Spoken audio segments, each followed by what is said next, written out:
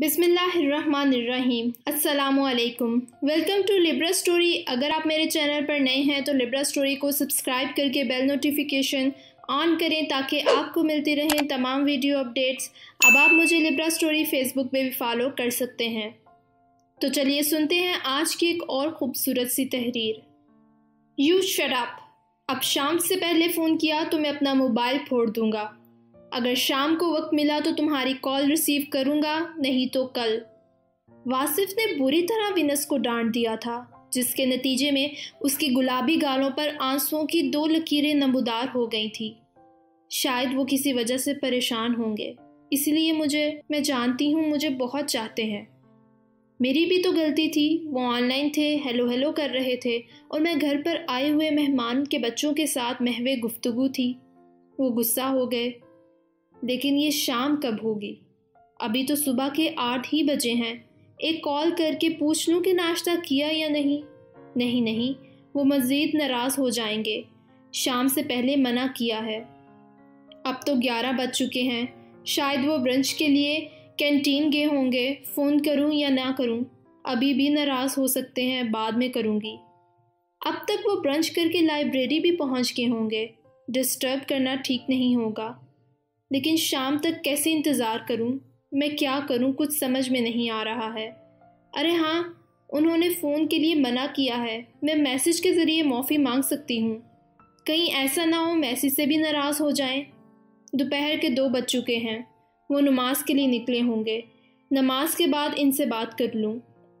नहीं, नमाज के बाद तो वो खाना खाने जाएंगे। खाने से पहले इनका मूड ख़राब करना ठीक नहीं होगा। वो ठीक से खा नहीं पाएंगे। खाने के बाद इनको आराम का वक्त है। अगर मैंने बात की तो वो अपसेट हो सकते हैं और उनके आराम में खलल पड़ेगा। हो सकता है वो खुद ही फ़ोन कर लें। ज़िद्दी भी बहुत हैं, शायद ना करें। लेकिन ये शाम कब होगी? ऐसा भी तो हो सकता है बाद में वो ये कहें कि मैंने तो गुस्से में कह दिया था, तुम्हें फ़ोन करना चाहिए था। मुझे फ़ोन करना चाहिए?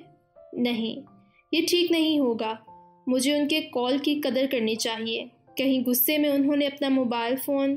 उस वक्त जनाब हाथ मुंह धोकर फ्रेश हो रहे होंगे, चाय पीने जा रहे होंगे। नहीं, वो चाय पीते ही नहीं, वो तो कॉफ़ी पीते हैं।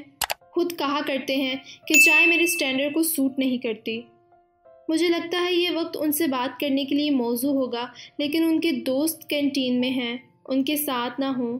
ऐसा भी तो है कि वो नाराज़ हो सकते हों। क्या करूं, मुझे कुछ समझ में नहीं आ रहा। कल तक जिस शख्स के पास मुझसे बात करने के लिए वक्त ही वक्त था, जो मुझे स्वीटी पाए, डार्लिंग, जान, वासिफ कहते ना थकता था, आज उसी से बात करते हुए मैं डर रही हूँ। उनके शेड्यूल में से 1 मिनट भी निकाल पाना मेरे लिए मुश्किल सा होने लगा है। उफ़, मैं भी कितनी पागल हूँ। सारा वक्त सोचने में ही गुजार दिया। और वो हॉर्स राइडिंग क्लब भी जा चुके होंगे। आखिर ये शाम कब होगी?